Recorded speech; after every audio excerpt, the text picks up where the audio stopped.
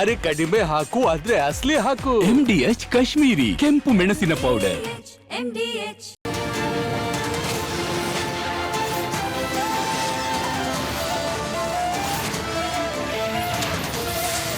ನೀವು ನೋಡ್ತಾ ಇದ್ದೀರಾ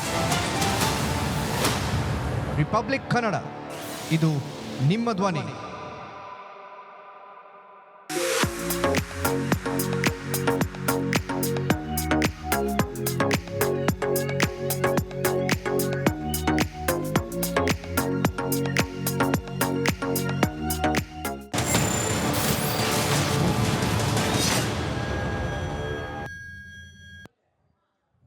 ಯಾವುದೇ ಕಾಂಪ್ರಮೈಸ್ ಇಲ್ಲದೆ ರಿಪಬ್ಲಿಕ್ ಕನ್ನಡ 100% ನ್ಯೂಸ್ ಕೊಡುತ್ತೆ.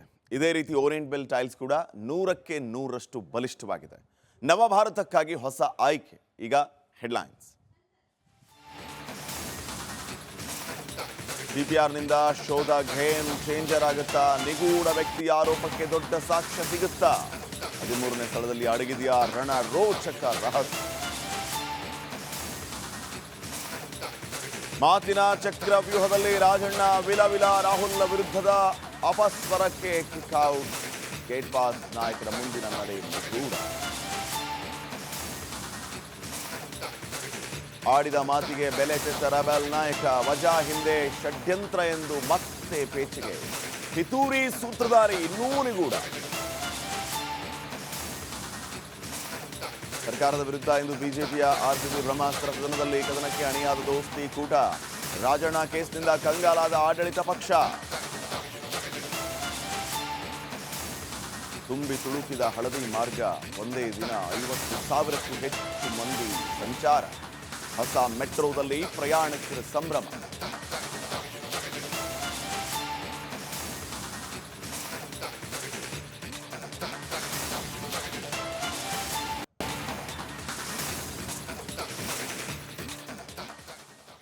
ನಮಸ್ಕಾರ, ಗುಡ್ ಮಾರ್ನಿಂಗ್. ಇದು ಬಿಗ್ ಮಾರ್ನಿಂಗ್. ನಾನು ಶ್ರೀಪಾದ್ ಪಾಟೀಲ್. ಸುದ್ದಿಗಳನ್ನು ಗಮನಿಸೋದಕ್ಕಿಂತ ಮುಂಚೆ ನಮ್ಮ ಪ್ರತಿನಿಧಿಗಳು ಕೂಡ ಆಯಾ ಸುದ್ದಿಗಳನ್ನು ಅಪ್ಡೇಟ್ಗಳನ್ನು ಕೊಡೋದಕ್ಕೆ ನೇರ ಸಂಪರ್ಕದಲ್ಲಿ ಜಾಯ್ನ್ ಆಗಿದ್ದಾರೆ.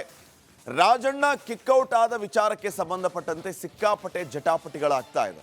ರಾಜಣ್ಣ ಅವರ ಕಿಕ್ಔಟ್ನ ಹಿಂದೆ ಒಂದು ಷಡ್ಯಂತ್ರ ಇದೆ, ಪಿತೂರಿ ಇದೆ, ಹಾಗೆ ಹೀಗೆ ಅನ್ನುವಂಥ ವಿಚಾರಗಳನ್ನು ಸ್ವತಃ ರಾಜಣ್ಣ ಅವರು ಮತ್ತೆ ಮಾತಾಡಿ ಪೇಚಿಗೆ ಸಿಕ್ಕಾಕೊಂಡಿರೋದು. ಹಾಗಿದ್ರೆ ನಿಜಕ್ಕೂ ಏನಾಯಿತು ಕಾಂಗ್ರೆಸ್ನಲ್ಲಿ ಅಂತ ಒಬ್ಬ ಹಿರಿಯ ನಾಯಕ ಅವರ ಕಾಂಗ್ರೆಸ್ಗೆ ಕೊಟ್ಟಂತಹ ಸೇವೆ ಮತ್ತೊಂದು ಮಗದೊಂದು ಯಾವುದನ್ನೂ ಕೂಡ ಲೆಕ್ಕಿಸದೆ ಒಂದೇ ಒಂದು ದಿನದಲ್ಲಿ ಅವರನ್ನ ಕಿಕ್ಔಟ್ ಮಾಡುವಂಥ ಕೆಲಸ ಆಯಿತು. ಈ ಬಗ್ಗೆ ಅಪ್ಡೇಟ್ಸನ್ನು ಕೊಡೋದಕ್ಕೆ ನಮ್ಮ ಪ್ರತಿನಿಧಿ ಹನುಮಂತ ಈಗ ನೇರ ಸಂಪರ್ಕದಲ್ಲಿ ಜಾಯ್ನ್ ಆಗಿದ್ದಾರೆ. ಹಾಗೇನೆ ತುಮಕೂರಿನಿಂದ ರಾಜಣ್ಣ ಅಭಿಮಾನಿಗಳು ಸಭೆಯನ್ನ ಮಾಡ್ತಾ ಇದ್ದಾರೆ. ಆ ಸಭೆಯಲ್ಲಿ ಏನು ನಿರ್ಧಾರ ಮಾಡ್ತಾರೆ, ರಾಜಣ್ಣ ಅವರ ಮುಂದಿನ ನಡೆಯ ಬಗ್ಗೆ ಈ ಅಭಿಮಾನಿಗಳ ಸಂಘ ಯಾವ ರೀತಿ ಬಲ ತುಂಬುತ್ತೆ ಅನ್ನೋದ್ರ ಬಗ್ಗೆ ಮಾತಾಡೋದಕ್ಕೆ, ಮಾಹಿತಿಯನ್ನ ಕೊಡೋದಕ್ಕೆ ನಮ್ಮ ತುಮಕೂರು ಪ್ರತಿನಿಧಿ ಜಗದೀಶ್ ನೇರ ಸಂಪರ್ಕದಲ್ಲಿದ್ದಾರೆ. ಹಾಗೇನೆ ಇವತ್ತು 13ನೇ ಪಾಯಿಂಟ್ನಲ್ಲಿ SIT ಉತ್ಖನನ ನಡೆಸುತ್ತೆ. ಆ ಉಳಿದ ಉತ್ಖನನದ ಬಗ್ಗೆ ಅಂದರೆ ಉಳಿದ ಪಾಯಿಂಟ್ನಲ್ಲಿ ಏನಾದರೂ ಸಿಗುತ್ತಾ, ಇವತ್ತು ಏನೆಲ್ಲ ಬೆಳವಣಿಗೆ ನಡೆಯುತ್ತೆ ಧರ್ಮಸ್ಥಳದಲ್ಲಿ ಅನ್ನೋದ್ರ ಬಗ್ಗೆ ಮಾಹಿತಿ ಕೊಡೋದಕ್ಕೆ ನಮ್ಮ ಪ್ರತಿನಿಧಿ ದಿನೇಶ್ ಈಗ ನೇರ ಸಂಪರ್ಕದಲ್ಲಿದ್ದಾರೆ. ಎಲ್ಲರನ್ನೂ ನಿಮ್ಮ ಸುದ್ದಿ ಬಂದಾಗ ಮತ್ತೆ ಸಂಪರ್ಕ ಮಾಡ್ತೀನಿ. ಮತ್ತೊಮ್ಮೆ ಶುಭೋದಯ ಎಲ್ಲರಿಗೂ. ಮೊದಲನೇ ಸುದ್ದಿಯನ್ನ ಗಮನಿಸೋಣ. ಶವ ಹುತ್ತಿಟ್ಟ ಕೇಸ್ನಲ್ಲಿ ದಿನಕ್ಕೊಂದು ಟ್ವಿಸ್ಟ್ಗಳು ಸಿಗ್ತಾ ಇದೆ. ಇವತ್ತು ಸಮಾಧಿ ಉತ್ಖನನಕ್ಕೆ ನಿರ್ಣಾಯಕವಾದಂತಹ ದಿನ. ಅಸ್ಥಿ ಪಂಜರ ಶೋಧಕ್ಕೆ GPR ತಂತ್ರಜ್ಞಾನ. ಈ GPR ತಂತ್ರಜ್ಞಾನದಿಂದ ಇವತ್ತು ಉತ್ಖನನ ನಡೆಯುವಂತಹದ್ದು. ನಿನ್ನೆ ಡೆಮೋ ಕಾರ್ಯಾಚರಣೆ ಮಾಡಿದೆ SIT. ಇವತ್ತಿನಿಂದ ಅಸಲಿ ತನಿಖೆ ಶುರುವಾಗುತ್ತೆ. SIT ಅಸಲಿ ಆಟವನ್ನು ಶುರು ಮಾಡೋದಕ್ಕೆ ಕ್ಷಣಗಣನೆ ಆರಂಭ ಆಗಿದೆ. ನಿಗೂಢ ವ್ಯಕ್ತಿ ಹೇಳಿದ್ದ ಜಾಗದಲ್ಲಿ ಸಿಗದಂಥ ಅಸ್ಥಿ ಪಂಜರ. ಈ ಹಿನ್ನೆಲೆ GPRನ ಮೂಲಕ ಅಸ್ಥಿ ಪತ್ತೆಗೆ SIT ಮುಂದಾಗ್ತಾ ಇದೆ. GPRನ ಮೂಲಕ ಪತ್ತೆ ಆದರೆ ಕೆಲಸ ಸುಲಭ ಆಗುತ್ತೆ. ಕಾರಣ ಈ ನಿಗೂಢ ವ್ಯಕ್ತಿ ತೋರಿಸಿದಂಥ ಜಾಗದಲ್ಲಿ ಅಸ್ಥಿ ಪಂಜರನು ಸಿಗ್ತಾ ಇಲ್ಲ, ಏನೂ ಸಿಗ್ತಾ ಇಲ್ಲ. ಸುಮ್ಮನೆ 8, 10, 15 ಅಡಿ ಅಗೆಯೋದು, ಅಲ್ಲಿ ಏನು ಸಿಗದೆ ಇದ್ದಾಗ ಶ್ರಮ ವ್ಯರ್ಥ. ಹೀಗಾಗಿ GPR ತಂತ್ರಜ್ಞಾನದ ಮೊರೆ ಹೋಗುವಂಥ ಕೆಲಸ ಈಗ SITಯಿಂದ ಆಗ್ತಾ ಇದೆ. ನಿನ್ನೆ ಡೆಮೋ ಮಾಡಿದ್ರು, ಇವತ್ತು ಕಾರ್ಯಾಚರಣೆಗೆ ಇಳಿಲಿಕ್ಕಿದ್ದಾರೆ SIT ತಂಡ ಅಸಲಿಯಾಗಿ, ಅಂದರೆ ಆ GPRನ್ನು ಬಳಸ್ಕೊಂಡು. ಸೊ ಇವತ್ತು ಎಲ್ಲೆಲ್ಲಿ ಭೂಮಿಯನ್ನು ಅಗೀತಾರೆ, ಅದಕ್ಕೆ ಬೇಕಾದಂಥ ಸಿದ್ಧತೆಗಳನ್ನು ಯಾವ ರೀತಿ ಮಾಡಿಕೊಂಡಿದ್ದಾರೆ, ಏನಾದರೂ ಸಿಗುತ್ತಾ, ಆ ನಿಗೂಢ ವ್ಯಕ್ತಿ ಹೇಳ್ತಾ ಇರುವಂಥದ್ದು, ನಿಗೂಢ ವ್ಯಕ್ತಿ ತೋರಿಸ್ತಾ ಇರುವಂಥ ಜಾಗ ಎಲ್ಲವೂ ಕೂಡ ಉಲ್ಟಾ ಆಗ್ತಾ ಇದೆ. ಹೀಗಾಗಿ ಇವತ್ತು ಏನಾಗಬಹುದು,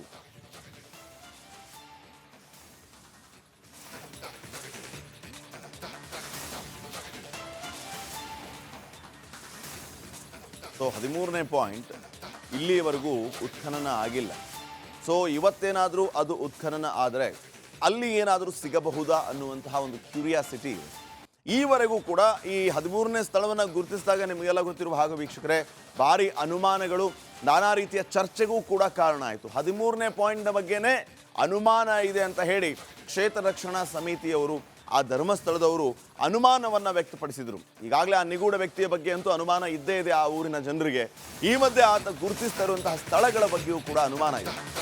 ಈ ಎಲ್ಲ ಬೆಳವಣಿಗೆ ಮಧ್ಯೆ ಸಮಾಧಿ ಶೋಧ ಕೇಸ್ಗೆ ಇವತ್ತು ಟ್ವಿಸ್ಟ್ ಸಿಗ್ಬೋದಾ? 13ನೇ ಸ್ಥಳದಲ್ಲಿ ಉತ್ಖನನ ರಡಾರ್ ಕಾರ್ಯಾಚರಣೆಯ ಮೂಲಕ 13ನೇ ಪಾಯಿಂಟ್ನ ಸತ್ಯಾಸತ್ಯತೆ ಏನು ಹಾಗಿದ್ರೆ 13ನೇ ಸಮಾಧಿಯಲ್ಲಿ ಬುರುಡೆ ಸಿಕ್ಕರೆ ಮುಂದೇನು? 13ನೇ ಪಾಯಿಂಟ್ ಮೇಲೆ ಎಲ್ಲರ ಚಿತ್ತ ನೆಟ್ಟಿದೆ.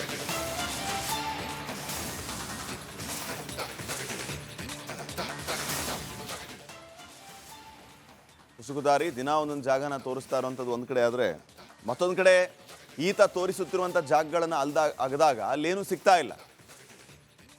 ಸೊ ಈಗ ರಡಾರ್ ತಂತ್ರಜ್ಞಾನದ ಮೂಲಕ GPRನ ಮೂಲಕ ಸಮಾಧಿ ಅಗೆಯುವಂಥ ಕೆಲಸಕ್ಕೆ ಮುಂದಾಗ್ತಾ ಇದ್ದಾರೆ SIT ಅವರು. ನೇರ ಸಂಪರ್ಕದಲ್ಲಿ ನಮ್ಮ ಪ್ರತಿನಿಧಿ ದಿನೇಶ್, ಇವತ್ತು ಏನೇನು ಆಗುತ್ತೆ?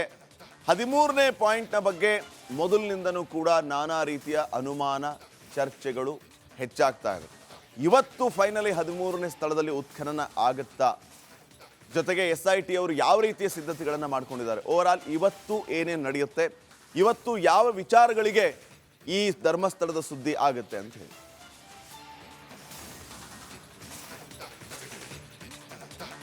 ಶ್ರೀಪಾದ್ ಪಾಟೀಲ್, SIT ಟೀಮ್ಗೆ 13ನೇ ಪಾಯಿಂಟ್ ಅನ್ನುವಂಥದ್ದು ಬಹಳಷ್ಟು ಕಗ್ಗಂಟಾಗಿತ್ತು. ಇದನ್ನು ಯಾವ ರೀತಿ ಉತ್ಖನನ ನಡೆಸೋದು ಅನ್ನುವಂಥ ಚರ್ಚೆ ಬಹಳಷ್ಟು ನಡೆದಿತ್ತು. ಸಾರ್ವಜನಿಕ ವಲಯದಲ್ಲೂ ಕೂಡ 13ನೇ ಪಾಯಿಂಟ್ ಏನಿದೆ ಅದರ ಬಗ್ಗೆ ಬಹಳಷ್ಟು ಕುತೂಹಲ ಇತ್ತು. ಕಡೆಗೂ 13ನೇ ಪಾಯಿಂಟನ್ನು ಉತ್ಖನನ ಮಾಡುವುದಕ್ಕೆ ಈಗಾಗಲೇ ಎಲ್ಲ ಸಿದ್ಧತೆಗಳು ನಡೆದಿರುವಂಥದ್ದು. 13ನೇ ಪಾಯಿಂಟ್ ಏನಿದೆ ಇದನ್ನು ಉತ್ಖನನಕ್ಕೆ ಬೇಕಾದಂಥ GPR ಯಂತ್ರವನ್ನು ಕೂಡ ತರಿಸಿಕೊಂಡಂಥದ್ದು. ನಿನ್ನೆ ಇದರ ಡೆಮೋ ಕೂಡ ನಡೆಸಿದ್ರು. ಅಂದರೆ ಸಂಜೆ ವೇಳೆಗೆ ಈ ಒಂದು ಪ್ರದೇಶ ಏನಿದೆ ಇಲ್ಲಿ ಡ್ರೋನ್ ಮೂಲಕ ಒಂದು ಡೆಮೋ ಕೂಡ ಮಾಡಿದ್ರು. ಸುಮಾರು 5 ನಿಮಿಷಗಳ ಕಾಲ ಡೆಮೋ ಆಗಿತ್ತು. ಇವತ್ತು ಏನೋ GPR ಮಿಷನ್ ಅನ್ನು ತಂದು ಇವತ್ತು ಶೋಧ ಕಾರ್ಯ ಕೂಡ ನಡೆಸಲಿಕ್ಕಿದ್ದಾರೆ. 13ನೇ ಪಾಯಿಂಟ್ ಅನ್ನೋಂಥದ್ದು ಬಹಳಷ್ಟು ಕಗ್ಗಂಟಾಗಿತ್ತು ಮತ್ತು ಇದನ್ನು ಉತ್ಖನನ ಮಾಡೋದೇ SITಗೆ ಬಹಳಷ್ಟು ಸವಾಲಾಗಿತ್ತು. ಯಾಕಂದರೆ ಈ ಒಂದು 13ನೇ ಪಾಯಿಂಟ್ ಏನಿದೆ ಇದರಲ್ಲಿ ಬಹಳಷ್ಟು ಕ್ಯೂರಿಯಾಸಿಟಿ ಇರುವಂಥದ್ದು. ಒಂದು ರಸ್ತೆಯ ಪಕ್ಕ ಈ ಒಂದು ಪಾಯಿಂಟ್ ಆದರೆ ಮತ್ತೊಂದು ಈ ಒಂದು 13ನೇ ಪಾಯಿಂಟ್ನಲ್ಲೇ ವಿದ್ಯುತ್ ಟ್ರಾನ್ಸ್ಫರ್ ಕಂಬ ಇದೆ. ಜೊತೆಗೆ ಪಕ್ಕದಲ್ಲೇ ನೇತ್ರಾವತಿಗೆ ಅಡ್ಡದಾಗಿ ಕಟ್ಟಿದಂಥ ಅಣೆಕಟ್ಟು ಇದೆ. ಹೀಗಾಗಿ ಇದನ್ನು ಒಂದು ಉತ್ಖನನ ಮಾಡಬೇಕಾದ್ರೆ ಬಹಳಷ್ಟು ಎಚ್ಚರಿಕೆಯಿಂದ ಉತ್ಖನನ ಮಾಡಬೇಕಾದಂಥ ಅನಿವಾರ್ಯತೆ ಇತ್ತು. ಹೀಗಾಗಿ SIT ಅಧಿಕಾರಿಗಳು 12 ಆದ ಬಳಿಕ 13ನ್ನು ಉತ್ಖನನ ಮಾಡುವ ಬದಲು 14, 15, 16 ಈ ರೀತಿಯಾಗಿ ಉತ್ಖನನ ಮಾಡಿರುವಂಥದ್ದು. 13 ಅನ್ನುವಂಥದ್ದು ಅಲ್ಲಿಗೆ ಸ್ಟಕ್ ಆಗಿ ಹೋಗಿತ್ತು. ಹೀಗಾಗಿ ಇವತ್ತು ಅದಕ್ಕೆ ದಿನ ನಿಗದಿ ಆಗಿರುವಂಥದ್ದು. 13ನೇ ಪಾಯಿಂಟ್ನ ರಹಸ್ಯ ಇವತ್ತು ಬಯಲಾಗುತ್ತಾ ಅನ್ನುವಂಥದ್ದು ಕಾದು ನೋಡಬೇಕಾಗಿದೆ. 13ನೇ ಪಾಯಿಂಟ್ನ ಬಗ್ಗೆ ಸಾಕಷ್ಟು ನಿರೀಕ್ಷೆಗಳು ಕೂಡ ಇರುವಂಥದ್ದು. ಸದ್ಯ ನಿನ್ನೆ ಡೆಮೋ ಆದ ಬಳಿಕ ಈ ಒಂದು ಪ್ರದೇಶ ಏನಿದೆ ಇಲ್ಲಿದ್ದಂಥ ಎಲ್ಲ ಗಿಡ ಗಂಟಿಗಳನ್ನು ತೆಗೆದು ಸ್ವಚ್ಛಗೊಳಿಸಿರುವಂಥದ್ದು ನೋಡ್ಬೋದು. ಕೇವಲ ಟೇಪ್ ಕಟ್ಟಿದಂತಹ ಜಾಗ ಮಾತ್ರ ಅಲ್ಲದೆ ಈ ಭಾಗ ಕೂಡ ಏನೋ ಗಿಡ ಗಂಟಿಗಳನ್ನು ತೆಗೆದು ಸ್ವಚ್ಛಗೊಳಿಸಿರುವಂಥದ್ದು. ಅಂದರೆ ಅಲ್ಲಿಂದ ಸ್ಟಾರ್ಟ್ ಆಗಿ ಈ ಎಂಡ್ ತನಕ ಕೂಡ GPR ಮಿಷನ್ ಏನಿದೆ ಅದು ಸ್ಕ್ಯಾನ್ ಮಾಡುವಂಥ ಎಲ್ಲ ಲಕ್ಷಣಗಳು ಕೂಡ ಕಾಣ್ತಾ ಇದೆ. ಜೊತೆಗೆ ಆ ಒಂದು GPR ಯಂತ್ರ ಇದೆಯಲ್ಲ ಅದನ್ನು ಯಾವ ರೀತಿಯಾಗಿ ಬಳಕೆ ಮಾಡಬೇಕು ಮತ್ತು ಅದು ಎಷ್ಟು ಎಫೆಕ್ಟಿವ್ ಆಗಿ ಇರುತ್ತೆ ಅನ್ನುವಂಥ ವಿಚಾರವಾಗಿ ಈಗಾಗಲೇ SIT ತಂಡ ತಜ್ಞರ ಸಲಹೆ ಸೂಚನೆಗಳನ್ನು ಕೂಡ ಪಡೆದುಕೊಂಡಿರುವಂಥದ್ದು. ಒಂದು ಮಾಹಿತಿಯ ಪ್ರಕಾರ ಅದು ಹೆಚ್ಚು ನೀರಿರುವಂಥ ಪ್ರದೇಶದಲ್ಲಿ ಅಷ್ಟೊಂದು ಎಫೆಕ್ಟಿವ್ ಆಗೋದಿಲ್ಲ.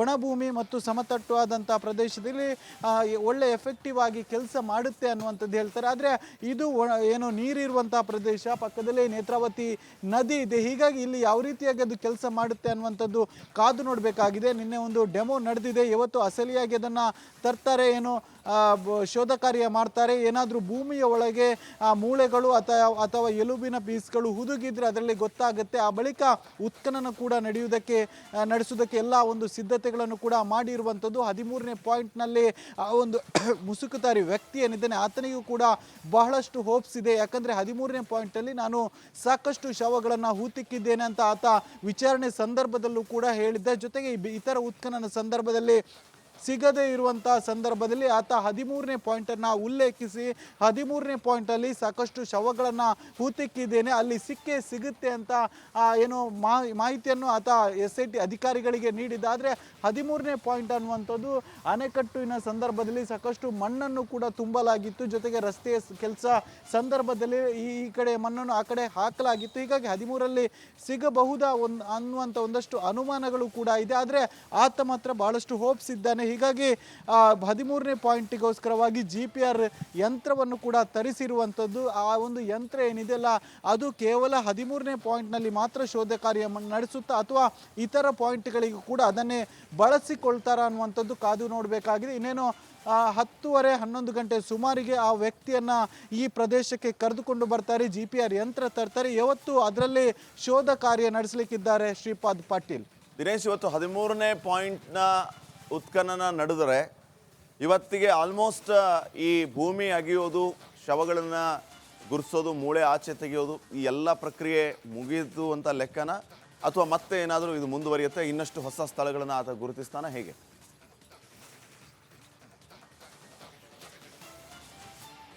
ಶ್ರೀಪಾದ್ ಪಾಟೀಲ್ ಆತ ಮತ್ತಷ್ಟು ಹೆಚ್ಚಿನ ಸ್ಥಳಗಳನ್ನು ಗುರುತಿಸ್ತೇನೆ ಅಂತ ಮೊನ್ನೆ ವಿಚಾರಣೆ ಸಂದರ್ಭದಲ್ಲೂ ಹೇಳಿದ್ದಂತೆ. ಆದರೆ ಆರಂಭದಲ್ಲಿ 13 ಪಾಯಿಂಟ್ಗಳನ್ನು ಗುರುತು ಮಾಡಿ ಆ ಬಳಿಕ ಉತ್ಖನನ ನಡೆದಿತ್ತು. 12 ಪಾಯಿಂಟ್ ಆದ ಬಳಿಕ 13ನೇ ಪಾಯಿಂಟ್ ಬಹಳಷ್ಟು ಸವಾಲು ಆದ ಕಾರಣವಾಗಿ 14, 15, 16 ಅವತ್ತೇ ಪಾಯಿಂಟ್ ಗುರುತು ಮಾಡಿ ಅವತ್ತೇ ಉತ್ಖನನ ನಡೆಸಲಾಗಿತ್ತು. ಆದರೆ ಆತ ಹೇಳುವ ಪ್ರಕಾರ ಸುಮಾರು 30 ಪಾಯಿಂಟ್ಗಳನ್ನು ಗುರುತಿಸ್ತೇನೆ ಅಂತ ಆರಂಭದಲ್ಲಿ ಅಂತ ಹೇಳಿದ್ದೆ. ಹೀಗಾಗಿ 16ರವರೆಗೆ ಪಾಯಿಂಟ್ ಮಾತ್ರ ಸದ್ಯ ಆಗಿರುವಂಥದ್ದು. ಹೀಗಾಗಿ ಮತ್ತಷ್ಟು ಪಾಯಿಂಟ್ಗಳನ್ನು ಗುರುತಿಸುವಂಥ ಸಾಧ್ಯತೆಗಳು ಕೂಡ ಇದೆ ಅಂತ ಹೇಳ್ಬೋದು.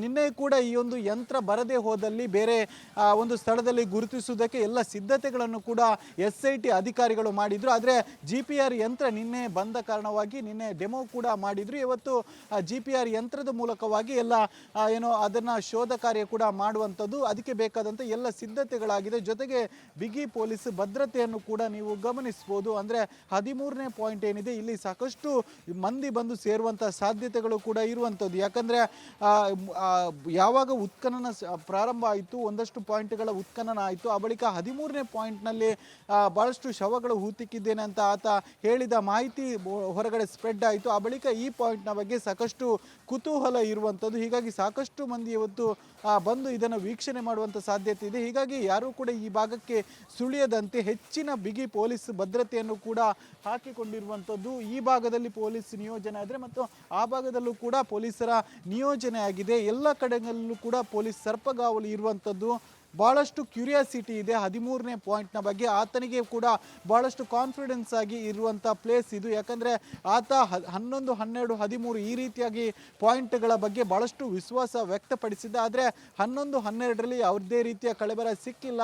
ಹೀಗಾಗಿ 13ರಲ್ಲಿ ಸಿಗುತ್ತಾ ಅನ್ನುವಂಥದ್ದು ಕಾದು ನೋಡಬೇಕಾಗಿದೆ. ಸುಮಾರು 11 ಗಂಟೆಗೆ ಅಧಿಕಾರಿಗಳು ಆತನನ್ನು ಕರೆದುಕೊಂಡು ಬರ್ತಾರೆ, ಆ ಮಿಷನನ್ನು ಕೂಡ ತರ್ತಾರೆ. ಆ ಬಳಿಕ ಶೋಧ ಕಾರ್ಯ ಅಂದರೆ ಮಿಷನ್ನಲ್ಲಿ ಆ ಒಂದು GPR ಯಂತ್ರದ ಮೂಲಕವಾಗಿ ಶೋಧ ಕಾರ್ಯ ನಡೆಯುತ್ತೆ. ಇಲ್ಲಿ ಇದೆಯಾ ಅನ್ನುವಂಥದ್ದನ್ನು ಅದು ಸ್ಕ್ಯಾನ್ ಮಾಡಿ ನೋಡುತ್ತೆ. ಆ ಒಂದು ಏನು ಯಂತ್ರ ಏನಿದೆಯಲ್ಲ ಅದು ಸ್ಕ್ಯಾನ್ ಮೂಲಕವಾಗಿ ಇಲ್ಲಿ ಇದೆಯಾ ಇಲ್ವಾ ಅನ್ನುವಂಥದ್ದು ಗುರುತಿಸುತ್ತೆ. ಇದ್ರೆ ಆ ಬಳಿಕ ಉತ್ಖನನ ನಡೀಲಿಕ್ಕಿದೆ. Shripad Patil. Okay, thank you Dinesh ಮಾಹಿತಿಗಾಗಿ. ಶವ ಹೂತಿಟ್ಟ ಕೇಸ್ನ ವಿಚಾರಕ್ಕೆ ಸಂಬಂಧಪಟ್ಟಂತೆ ಕ್ಷಣಕ್ಕೊಂದು ಟ್ವಿಸ್ಟ್ಗಳು ಸಿಗ್ತಾ ಇದೆ.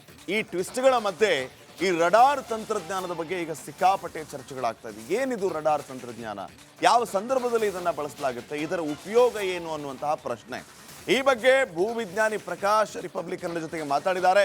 ರಿಪಬ್ಲಿಕ್ ಕನ್ನಡ ಜೊತೆಗೆ ಮಾತಾಡುವಾಗ ರಡಾರ್ನ ವಿಶೇಷತೆ ಮತ್ತು ಯಾವ ಸಂದರ್ಭದಲ್ಲಿ ಇದನ್ನು ಬಳಸಲಾಗುತ್ತೆ ಅನ್ನೋದ್ರ ಬಗ್ಗೆ ಮಾಹಿತಿಯನ್ನ ನೀಡಿದ್ದಾರೆ. ವೀಕ್ಷಕರೇ, ತಮಗೆಲ್ಲ ಗೊತ್ತಿದೆ, ನಿಗೂಢ ವ್ಯಕ್ತಿ ಹೇಳಿಕೆಯನ್ನ ಆಧರಿಸಿ ಈಗ ಭೂಮಿಯನ್ನ ಅಗೆಯುವಂತಹ ಕೆಲಸವನ್ನ SIT ತಂಡದವರು ಮಾಡ್ತಾ ಇದ್ದಾರೆ. ಆದರೆ ಬಹುತೇಕ ಕಡೆ ಆತ ಹೇಳಿದಂತಹ ಜಾಗದಲ್ಲಿ ಈಗ ಅಸ್ಥಿ ಪಂಜರಗಳು ಸಿಗುತ್ತಾ ಇಲ್ಲ. ಸೊ ಏನ್ ಮಾಡಬೇಕು ಮುಂದೆ ಅನ್ನುವಂಥದ್ದು ಪ್ರಶ್ನೆ ಇರುತ್ತೆ. ಈಗ ಇದೇ ವಿಚಾರವಾಗಿ GPR ತಂತ್ರಜ್ಞಾನದ ಮೊರೆ ಹೋಗುವಂತಹ ಕೆಲಸ ಆಗಿದೆ. ಏನಿದು GPR ತಂತ್ರಜ್ಞಾನ, ಏನಿದು ರಡಾರ್ ತಂತ್ರಜ್ಞಾನ, ಈ ವಿಚಾರವಾಗಿ ಭೂವಿಜ್ಞಾನಿ ಪ್ರಕಾಶ್ ರಿಪಬ್ಲಿಕ್ ಕನ್ನಡ ಜೊತೆಗೆ ಮಾತಾಡಿದ. ನಮ್ಮ ಜೊತೆಗ ಭೂವಿಜ್ಞಾನಿ HSM ಪ್ರಕಾಶ್ ಇದ್ರವ್ರು ಮಾತಾಡಿಸ್ತೀನಿ. ಸರ್, ಈಗ 12 ಸ್ಥಳಗಳನ್ನು ಉತ್ಖನನ ಮಾಡಿದ್ದಾರೆ. ಈಗ 13ನೇ ಸ್ಥಳ ಅಲ್ಲಿ ಆಗ್ಲಿಕ್ಕಾಗ್ತಿಲ್ಲ. ಒಂದು ಕಡೆ ಟ್ರಾನ್ಸ್ಫಾರ್ಮ್ ಇದೆ, ಪಕ್ಕದಲ್ಲಿ ರೋಡ್ ಇದೆ, ತುಂಬ ಸಮಸ್ಯೆ ಆಗ್ಬೋದು ದೃಷ್ಟಿಯಿಂದ ಈಗ SIT ತಂಡ GPR ಅನ್ನು ಬಳಕೆ ಮಾಡಲು ಮುಂದಾಗಿದ್ದಾರೆ. ಸರ್, GPR ಅಂದರೆ ಏನು ಸರ್, ಅದು ಯಾವ ರೀತಿ ಕೆಲಸ ಮಾಡುತ್ತಂತ? ನಮಸ್ಕಾರ ವೀಕ್ಷಕರಿಗೆ. ನೋಡಿ, GPR ಅಂದರೆ ಗ್ರೌಂಡ್ ಪೆನಿಟ್ರೇಷನ್ ರೆಡಾರ್ ಟೆಕ್ನಿಕ್ ಅಂತ. ಅದಕ್ಕೆ ಸ್ಪೆಷಲ್ ಎಕ್ವಿಪ್ಮೆಂಟ್ ಬರುತ್ತೆ. ಬೇರೆ ಬೇರೆ ಪರ್ಪಸ್ಗೆ ಬೇರೆ ಬೇರೆ ಎಕ್ವಿಪ್ಮೆಂಟ್ಸ್ ಇರುತ್ತೆ. ಮಿಲಿಟ್ರಿನಲ್ಲಿ ಕೂಡ ಈ ರೀತಿಯ ಗ್ರೌಂಡ್ ಪೆನಿಟ್ರೇಷನ್ ರೆಡಾರ್ ಉಪಯೋಗಿಸ್ತಾರೆ. ಈಗ ಬಾರ್ಡರ್ನಲ್ಲಿ that side of the border to this side of the border underground tunnels ಮಾಡಿರ್ತಾರೆ ಟೆರರಿಸ್ಟ್ಗಳು, ಅವರ ಸೈನಿಕರು ಬರೋದಕ್ಕೆ. ಅಂಥ ಸಂದರ್ಭದಲ್ಲಿ ಆ ಟನಲ್ ಎಲ್ಲಿದೆ, ಯಾವ ಡೆಪ್ತಲ್ಲಿದೆ ಅಂತ ಕಂಡುಹಿಡಿಯೋದಕ್ಕೆ ಈ ರೀತಿಯ ಪೆನಿಟ್ರೇಷನ್ ಎಕ್ವಿಪ್ಮೆಂಟಿಂದ ಮಾಡ್ಬೋದು. ಅದ್ರ ಮೂಲಕ ಒಂದು ಸಿಗ್ನಲ್ ಒಳಗಡೆ ಕಳಿಸಿದ್ರೆ ಆ ಸಿಗ್ನಲ್ಲು ಯಾವ ಅಡೆತಡೆ ಇಲ್ಲದೆ ಇದ್ದರೆ ಸೀದಾ ಹೋಗ್ತಾ ಇರುತ್ತೆ. ಅದು ಇನ್ಸ್ಟ್ರೂಮೆಂಟಲ್ಲಿ ಗೊತ್ತಾಗುತ್ತೆ. ಅದು ಎಲ್ಲಿ ಅಡೆತಡೆ ಬರುತ್ತೆ, ಯಾವುದಾದ್ರು ಹಾರ್ಡ್ ರಾಕ್ ಇದ್ದರೆ ಅಥವಾ ಬೇರೆ ಏನಾದರೂ ತಡೆ ಇದ್ದರೆ, ನೀರು ಬಂದರೆ, ಆಗ ಅದು ಪಾತ್ ಚೇಂಜ್ ಆಗುತ್ತೆ ಅಥವಾ ನಿಂತು ಬಿಡುತ್ತೆ. ಇಲ್ಲಿ ಟನಲ್ಗಳಲ್ಲಿ ಖಾಲಿ ಸ್ಪೇಸ್ ಇರುತ್ತೆ, ಅಲ್ಲಿ ಅದು ಕ್ವಿಕ್ಕಾಗಿ ಪಾಸ್ ಆಗುತ್ತೆ. ಅದು ಇದರಲ್ಲಿ ಸ್ಕ್ರೀನಲ್ಲಿ ಗೊತ್ತಾಗುತ್ತೆ. ಅದನ್ನೆಲ್ಲ ಪ್ಲಾಟ್ ಮಾಡಿ ಪ್ರಿಂಟೌಟ್ ತಗೊಂಡಾಗ ನಮಗೆ ಟನಲ್ ಎಲ್ಲಿದೆ ಒಂದು ಏರಿಯಾದಲ್ಲಿ ಮತ್ತು ಯಾವ ಆಳದಲ್ಲಿದೆ ಅದು ಗೊತ್ತಾಗುತ್ತೆ. ಯಾಕೆಂದರೆ ವಾಸ್ಟ್ ಏರಿಯಾ. ಈಗ ನಾವು ಫ್ರಂಟ್ಗೆ ಹೋದಾಗ, ಕಾಡುಗಳಿಗೆ ಹೋದಾಗ ಸಿಕ್ಕಾಪಟ್ಟೆ ಏರಿಯಾ ಇರುತ್ತೆ. ಅದನ್ನು ನಾವು ಎಲ್ಲ ಕಡೆ ಅಗಿಯೋದಕ್ಕೂ ಆಗಲ್ಲ, ಎಲ್ಲ ಕಡೆ ಸ್ಕ್ಯಾನ್ ಮಾಡೋದಕ್ಕೂ ಆಗಲ್ಲ. ಆದರೆ ಈ ಪ್ರಸಂಗದಲ್ಲಿ ಈ ಅನಾಮಿಕ ವ್ಯಕ್ತಿ ಏನು ಜಾಗಗಳು ತೋರಿಸ್ತಾ ಇದ್ದಾರೆ, ಅದರಲ್ಲಿ ಕೆಲವು ಸಿಕ್ಕಿವೆ, ಕೆಲವು ಸಿಕ್ಕಿಲ್ಲ. ಅದೊಂದು ತಪ್ಪಿಲ್ಲ, ನೆನಪಿನ ಆಧಾರದ ಮೇಲೆ ಅವ್ರು ಹೇಳ್ತಾ ಇದ್ದಾರೆ. ಅವ್ರು ಯಾವುದೋ ಒಂದು ನೇರಳೆ ಮರ ಇತ್ತು, ಅದರ ಪಕ್ಕದಲ್ಲಿ ಊತಿದ್ದೆ ಅಂತ ಅವ್ರಿಗೆ ಅಂದಿರ್ತಾರೆ. ಈಗ ನೇರಳೆ ಮರನೇ ಇರಲ್ಲ, ಕಡ್ದಾಕ್ಬಿಟ್ಟಿರ್ತಾರೆ. ಆಗ ಕನ್ಫ್ಯೂಷನ್ ಆಗುತ್ತೆ. ಸೊ ಅಂಥ ಸಂದರ್ಭದಲ್ಲಿ ಈ ಎಕ್ಸ್ಟ್ರಾ ಎಕ್ಸ್ಕವೇಷನ್ನು ಮತ್ತು ಲೇಬರು, ಟೈಮು ಅದೆಲ್ಲ ಉಳಿಸೋದಕ್ಕೋಸ್ಕರ ಈಗೇನು ಮಾಡೋದು, ಒಂದು 500 ಮೀಟರ್ ಬೈ 500 ಮೀಟರ್ ಪ್ರದೇಶ ಅಥವಾ ಈ ಏರಿಯಾ ಅಂತ ಹೇಳಿದಾಗ ಒಂದು ಬೇಡ 200 metre by 200 metre or 100 metre by 100 metre ಅವಶ್ಯಕತೆಗೆ ಅನುಸಾರವಾಗಿ ಸೆಲೆಕ್ಟ್ ಮಾಡ್ಕೊಂಡು ಅದನ್ನು ಈ ಒಂದು GPR ಟೆಕ್ನಿಕ್ಕಿಂದ ಕ್ಲೋಸ್ ಸ್ಪೇಸ್ಡ್ ಟ್ರಾವರ್ಸಿಂಗ್ ಮಾಡಿ ಪ್ರೊಫೈಲಿಂಗ್ ಮಾಡೋದ್ರಿಂದ ನಮಗೆ ಅದು ಎಲ್ಲಿದ್ರೂ ಕೂಡ ಪತ್ತೆ ಹಚ್ಬೋದು. ಸರ್, ಇದಿಷ್ಟು HSM ಪ್ರಕಾಶ್ ಅವರ ಮಾತಾಗಿತ್ತು. ಅಂದರೆ ಈ ಒಂದು ಮಿಷನ್ ತುಂಬ ಅನುಕೂಲವಾಗುತ್ತೆ, ತನಿಖೆಗೆ ಉಪಯೋಗ ಆಗ್ಬೋದು ಅಂತ ಒಂದು ಕಡೆ ಏನೋ ಸ್ಪಷ್ಟನೆ ನೀಡಿದ್ದಾರೆ. ಕ್ಯಾಮ್ರಾ ಪರ್ಸನ್ ಶಿವ ಜೊತೆ ವೀರೇಶ್, ರಿಪಬ್ಲಿಕ್ ಕನ್ನಡ, ಬೆಂಗಳೂರು. ಇನ್ನು ಧರ್ಮಸ್ಥಳದಲ್ಲಿ ಏನೆಲ್ಲ ಬೆಳವಣಿಗೆಗಳು ಆಗ್ತಾ ಇದೆ, ಏನೆಲ್ಲ ನಡೀತಾ ಇದೆ ಅನ್ನೋದ್ರ ಬಗ್ಗೆ ತಾವೆಲ್ಲರೂ ಕೂಡ ಗಮನಿಸ್ತಾ ಇದ್ದೀರಿ. ಧರ್ಮಸ್ಥಳ ಕ್ಷೇತ್ರದ ಬಗ್ಗೆ ಅಪಪ್ರಚಾರ ಆಗ್ತಾ ಇದೆ ಅನ್ನುವಂತಹ ಆಕ್ರೋಶ ರಾಜ್ಯದಿಂದ ವ್ಯಕ್ತವಾಗ್ತಾ ಇರುವಂಥದ್ದು. ಉದ್ದೇಶಪೂರ್ವಕವಾಗಿ ಕುತಂತ್ರಗಳಿಂದ ಆ ಒಂದು ಕ್ಷೇತ್ರಕ್ಕೆ ಅಪಪ್ರಚಾರ ತರಬೇಕು, ಕಳಂಕ ತರಬೇಕು ಅಂತ ಹೇಳಿ ಈ ರೀತಿ ಆಗ್ತಾ ಇದೆ ಅಂತ ಹೇಳಿ ಧರ್ಮಸ್ಥಳ ಧರ್ಮಾಧಿಕಾರಿ ವಿರುದ್ಧ ಅಪಪ್ರಚಾರದ ಆರೋಪ ಹಿನ್ನೆಲೆ ಧಾರವಾಡದಲ್ಲಿ ಭಕ್ತರು, ಜೈನ ಸಮಾಜದಿಂದ ಮೌನ ಪ್ರತಿಭಟನೆ ನಡೆದರು. ಸುಮಾರು 2-3 ಸಾವಿರ ಜನರಿಂದ ಮೆರವಣಿಗೆ ನಡೆದಿರುವಂತಹ ಘಟನೆ ನಡೆದಿದೆ. ಕಲಾಭವನದಿಂದ ಜಿಲ್ಲಾಧಿಕಾರಿ ಕಚೇರಿಯವರೆಗೆ ಬೃಹತ್ ರ್ಯಾಲಿ ನಡೆದಿದೆ.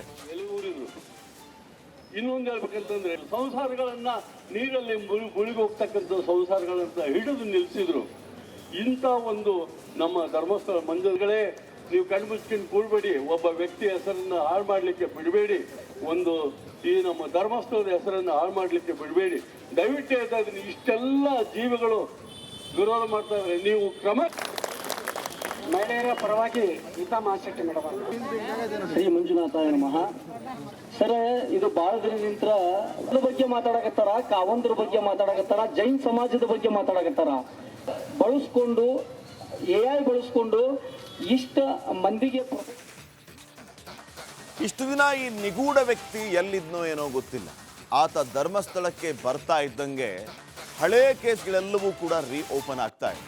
ಈಗಲೂ ಕೂಡ ಅಷ್ಟೇ, 39 ವರ್ಷಗಳ ಹಿಂದೆ ಪದ್ಮಲತಾ ಮೇಲೆ ಅತ್ಯಾಚಾರ ನಡೆದು ಹತ್ಯೆ ನಡೆದಂತಹ ಕೇಸ್ನ ವಿಚಾರಕ್ಕೆ ಸಂಬಂಧಪಟ್ಟಂತೆ ಈಗ ಆ ಕೇಸ್ ಓಪನ್ ಆಗಿದೆ. ಈ ಬಗ್ಗೆ ಡೀಟೇಲ್ಡ್ ಒಂದು ವರದಿ ನಿಮ್ಮ ಮುಂದೆ.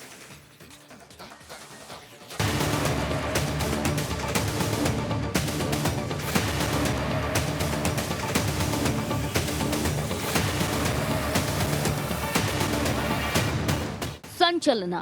ಧರ್ಮಸ್ಥಳ ತಲೆಬುರುಡೆ ಕೇಸ್ ಇಡೀ ದೇಶಾದ್ಯಂತ ಸಂಚಲನ ಮೂಡಿಸಿದೆ. ಮುಸುಕುಧಾರಿ ತೋರಿಸಿದ ಕಡೆಯಲ್ಲೆಲ್ಲ SIT ಅಧಿಕಾರಿಗಳು ಸಮಾಧಿ ಬಗೆಯುತ್ತಿದ್ದಾರೆ. ದಟ್ಟಾರಣ್ಯ ಅರಣ್ಯದಲ್ಲಿ ಅಸ್ಥಿಪಂಜರಕ್ಕಾಗಿ ಹುಡುಕಾಡ್ತಿದ್ದಾರೆ. ಆದ್ರೆ ಎಲ್ಲೂ ಕೂಡ ಒಂದೇ ಒಂದು ತುಂಡು ಮೂಳೆ ಪತ್ತೆಯಾಗಿಲ್ಲ. ಈ ನಡುವೆ 39 ವರ್ಷದ ಹಳೆಯ ಕೇಸ್ ಒಂದು ಮತ್ತೆ ಮರುಜೀವ ಪಡೆದುಕೊಂಡಿದೆ.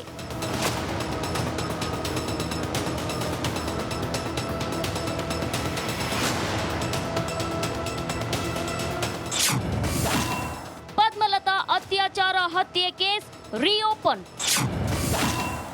4 ದಶಕಗಳ ಹಿಂದಿನ ಹಳೆ ಸತ್ಯ ಹೊರಬರುತ್ತಾ, ಅಸ್ಥಿಪಂಜರ ಹೊರತೆಗೆದು ತನಿಖೆಗೆ ಆಗ್ರಹ.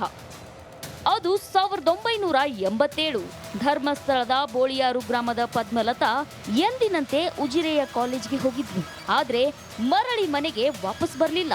56 ದಿನಗಳ ಬಳಿಕ ಪದ್ಮಲತಾ ಶವ ಪತ್ತೆಯಾಗಿತ್ತು. ಅತ್ಯಾಚಾರ ಎಸಗಿ ಕೊಲೆ ಮಾಡಿರೋ ಶಂಕೆ ಕೂಡ ವ್ಯಕ್ತವಾಗಿತ್ತು. ಇದೇ ಕೇಸೀಗ ಮರು ತನಿಖೆ ಮಾಡುವಂತೆ ಪದ್ಮಲತಾ ಸಹೋದರಿ ಇಂದ್ರಾವತಿ ಬೆಳ್ತಂಗಡಿ ಎಸ್ಐಟಿ ಕಚೇರಿಗೆ ತೆರಳಿ ದೂರು ನೀಡಿದ್ದಾರೆ.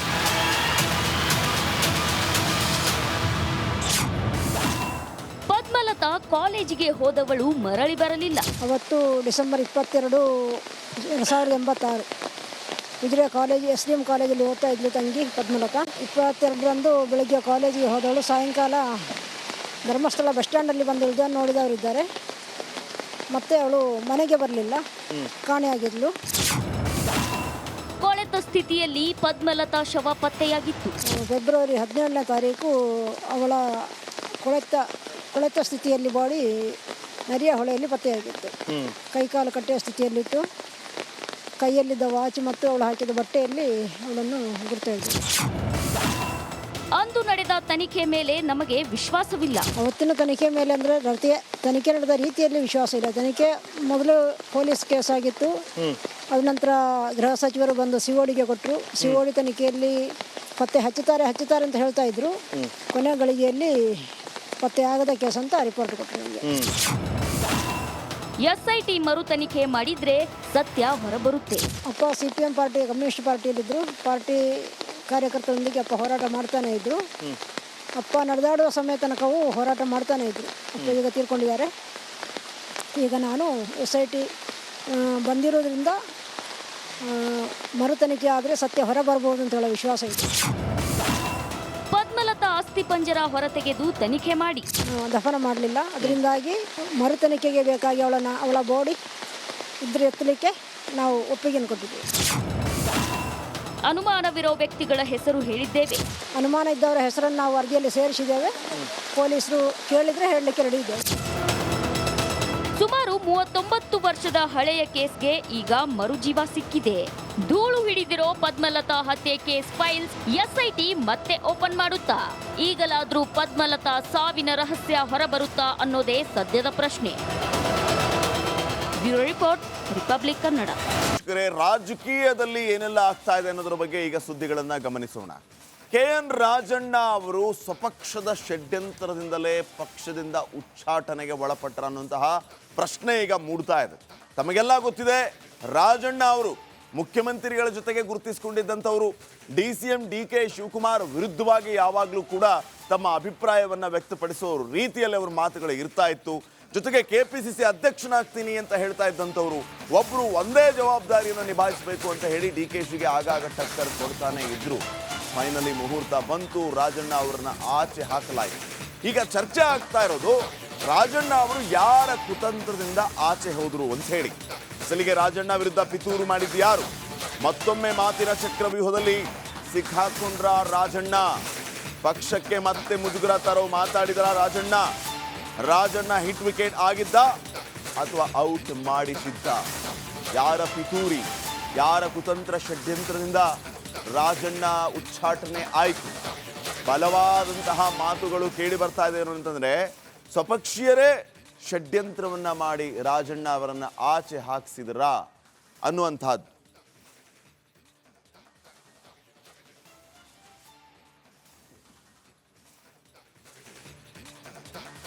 ತನ್ನ ರಾಜಕೀಯ ವಿರೋಧಿಗಳ ವಿರುದ್ಧ ಈಗ ರಾಜಣ್ಣ ರೆಬೆಲ್ ಆಗ್ತಾರಾ ಅನ್ನುವಂತಹ ಪ್ರಶ್ನೆ ಇದೆ. ಇವರಿಗೆ ಯಾವ ರೀತಿಯ ಉತ್ತರವನ್ನ ಕೊಡ್ತಾರೆ ಅಖಾಡದಲ್ಲಿ?